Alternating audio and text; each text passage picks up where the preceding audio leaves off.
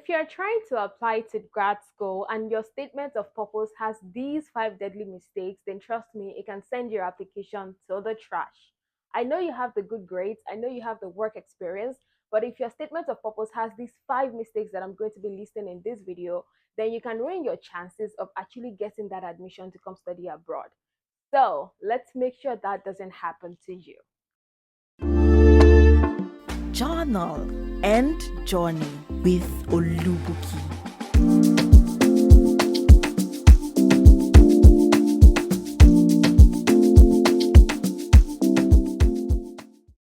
Hey Lovables, welcome to my corner of YouTube again. If you're a new subscriber, thank you for coming to watch this video, and if you're a returning subscriber, thank you for being a part of the family. My name is Olubukola, and this is the digital diary where I spill the real tea of my life as an international student in the United States, where I share tips, guides, and insider gems that can also help you if you're aspiring to study abroad, with a sprinkle of everything in between. Today in this video, I am going to be sharing with you 5 deadly mistakes that you can make in your statement of purpose that can send your application document to the trash. Especially the 4th one that I'm going to be talking about. It is very, very important. So I recommend you watch this video till the very end. When I was actually applying to grad school, I felt that I already have the grades and I already have the work experience which should cover for me. So I didn't even know that schools do an holistic review of all of the application documents. So I didn't really pay much attention to my statement of purpose until I started getting rejections. It was so bad. At that time, I didn't even know what was wrong. I didn't know that the mistake was in my statement of purpose until I had a conversation with somebody, and the person was asking me, why is your statement of purpose so short? And I was like, keep it simple and concise. Isn't that what they say? And the person was like, yes, keep it simple and, straightforward. But at the same time, it's too short for a statement of purpose to apply to grad school. Until I paid attention to what I actually wrote in my SOP, and then I finally realized that I made a lot of mistakes in that SOP. So I am sharing this with you so you also learn from my mistakes and you don't make the same mistake that I made. Now let us talk about the first deadly mistake that I made in my statement of purpose that I don't want you to make, because that sent my application document to the trash. And I want you to learn from that. The first mistake that you should not make on your SOP that I made is being too vague. I know you want to contribute to the society. I know you want to make an impact in your community, but what does that actually mean? Like, what exactly does that mean? Admissions officers or review committee actually want to see specific details in your statement of purpose. They don't just want to see generic statements. Oh, I want to make an impact in my society, or I want to contribute in my society. What do you want to contribute? You have to be specific. Be specific about every single thing that you want to do regarding the program that you're going to study. How is it going to help you contribute to the society? If you're going for instance, if you're going for journalism, how will journalism help you to contribute to the society? What sector in the society is journalism going to help you contribute in? What specific problem are you going to be solving? What solution do you intend to actually push to your society or to the community that you want to make an impact in? Now, those are the specific details that admission committee want to see in your statement of purpose. Don't just say you want to be intellectually sound or you just want to make an impact in your society. Everybody wants to make an impact, but what kind of impact do you want to make? Now, that is the first deadly mistake you don't want to make in your statement of purpose.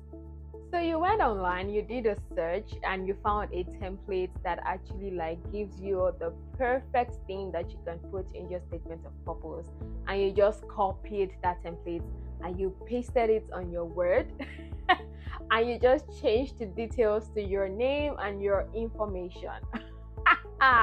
You're making a very big deadly mistake in your SOP. I know templates actually save time. They're easy, they make your life easy, but trust me, admissions committee can tell that you just went somewhere to copy this thing and you just swapped in the information with yours. You have to tailor your statement of purpose to be your story.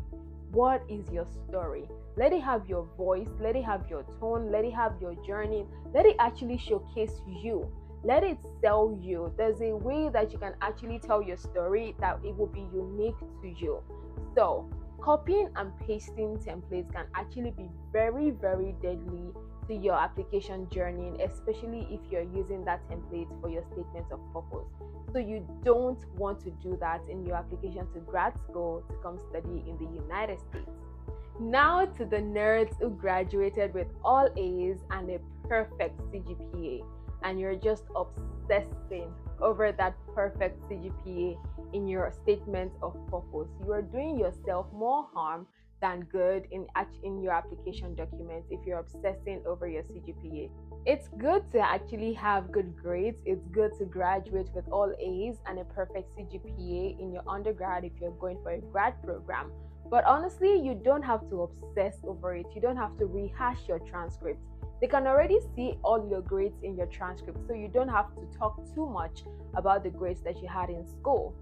Just tell them you've evolved. I mean, yes, you have good grades, or yes, you had good grades, but you've evolved. You now have more things to actually show that you're a perfect fit in that program in the school that you're applying for. So no, don't talk too much about your CGPA. Yes, you graduated with good grades. Yes, you had a perfect CGPA, but you don't have to obsess over it, because you're going to be doing yourself more harm than good in your application to come study abroad. Mistake number 4, which is actually the most important, that you should not make that deadly mistake in your SOP, is not showing that you're a good fit for the program. I mean, you've said so much. You've said everything in your SOP, but you've actually said nothing. If you're not showing that you're a good fit for the program, you've said nothing in your SOP. A lot of people just say that, oh, I want to get into this school because it is a prestigious school, or because it has this curriculum. And so, yes, and so it is prestigious. It has a very comprehensive curriculum. And then what? You need to show that you're a perfect fit for the program that you're applying for. What course did you do that actually makes you a perfect fit? Are you interested in a particular research that a professor in that school is conducting? Does your research interest match that of the program coordinator who is going to interview you? I mean, what actually qualifies you to get that admission that you're applying for? You need to say that in your SOP. So you do not just, say everything, obsess over your CGPA, blah, blah, blah, and you're not even showing that you're a good fit for the program. Then what's the point of you applying to the school? So you need to show that you're a good fit for the program that you're applying for, and not just say every other thing but that. Mistake number 5.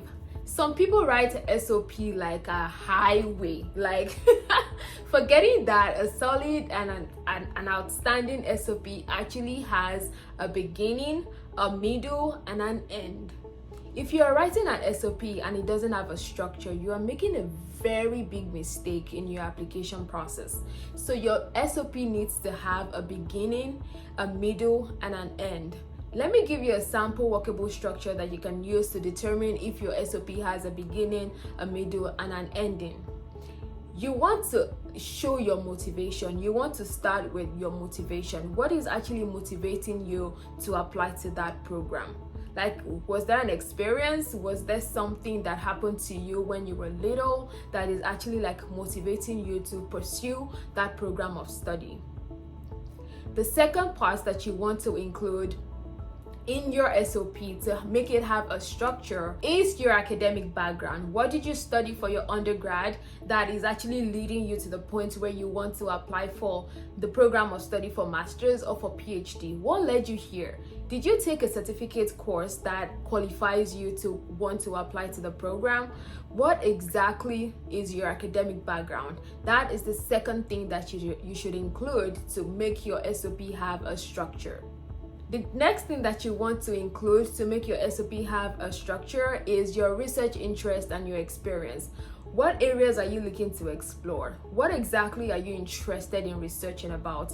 What problem do you want to actually look into? And what solution do you want to present? What solution do you want to use to make an impact in the community or in the society that you want to make an impact in upon the completion of your program?